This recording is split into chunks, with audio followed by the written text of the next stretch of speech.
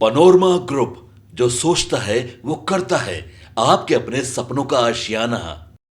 नमस्कार, आप देख रहे हैं सिटी पोस्ट लाइव। मैं हूं सृष्टि राज और मैं आपके साथ वैष्णवी। डीआईजी पर ईडी का शिकंजा, 1.52 करोड़ की संपत्ति अटैच, पीएमएलए के तहत दर्ज है केस। जी हां, आपको विस्तार में बता दें, बिहार में भ्रष्टाचार के खिलाफ कार्रवाई जारी है और जितनी बड़ी कार्रवाई हो रही है, भ्रष्टाचार का उतना बड़ा चेहरा सामने आ रहा है। तत्कालीन डीआईजी शिवेंद्र प्रियदर्शी के ऊपर प्रवर्तन निर्देशालय यानी ईडी ने अपना शिकंजा कस दिया है।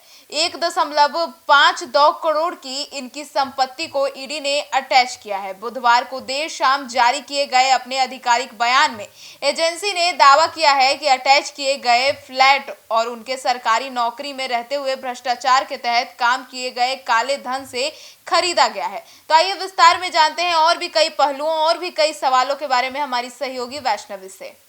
देखिए, जेल में डीआईजी की पटना की 1.52 करोड़ की संपत्ति अटैच हुई है। इसका क्या मतलब है?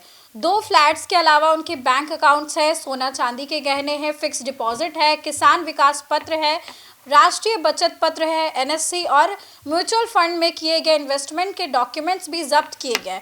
ईडी की जांच में सामने आया है कि 14 जून 1993 में शिवेंद्र प्रियदर्शी सरकारी नौकरी में आए।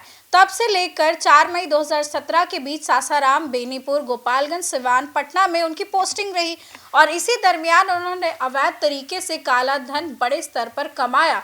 अवैध कमाई का एक हिस्सा उन्होंने सीधे अपने परिवार के बैंक खातों में जमा कर दिया, जबकि काफी रुपयों को रिश्तेदारों के माध्यम से उपहार के रूप में दिखाकर वैध बनाने की भी उन्होंने कोशिश की है। जेल डीआईजी ने खुद के और परिवार के नाम पर इन्वेस्ट भी किया है। जी हाँ, ईडी ने स्पष्ट किया है कि इस काले धन का उपयोग तत्कालीन जेल डीआईजी और उनके परिवार के फ्लैट खरीदने, बैंक में जमा करने, एफडी, केवीपी, एनएससी व म्यूचुअल फंड इन्वेस्टमेंट के लिए भी किया गया और अब तक कुल 1,52,47,491 रुपए इन्वेस्ट किए गए हैं, जिसके सबूत मिलते हैं और उन्हें अब अटैच किया गया। शिवेंद्र प्रियदर्शी के खिलाफ एसवीयू ने प्रिवेंशन ऑफ करप्शन एक्ट के तहत 4 मई 2017 को केस दर्ज किया था।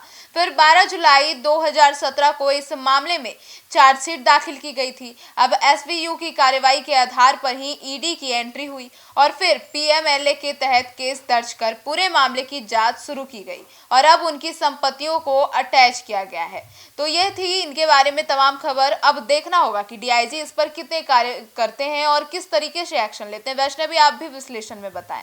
देखिए, बात यही है कि इस तरीके से बड़े बड़े पद पर अधिकारी रहते हैं और इनके पास मौका होता है जनता के लिए काम करने का, लेकिन इसके साथ ही काली कमाई भी कर लेते हैं। करोड़ों की कमाई होती है, कई सारे फ्लैट्स, लग्जरी गाड़ी, लग्जरी इनका जो सामान होता है जैसे कि घड़ियाँ, काफ़ी ज़्यादा शौक बढ़ जाती है।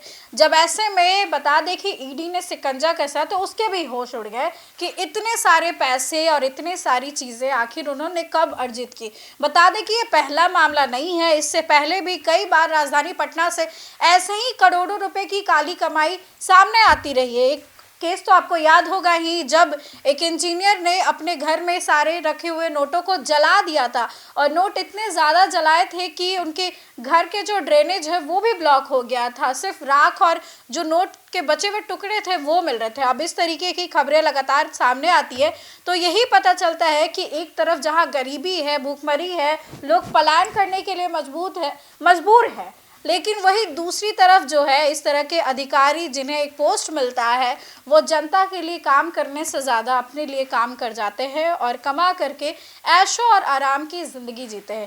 इस पर आपकी क्या राय है? कमेंट सेक्शन में ज़रूर शेयर करें और आगे की अपडेट्स के लिए देखते रहें सिटी पोस्ट लाइव।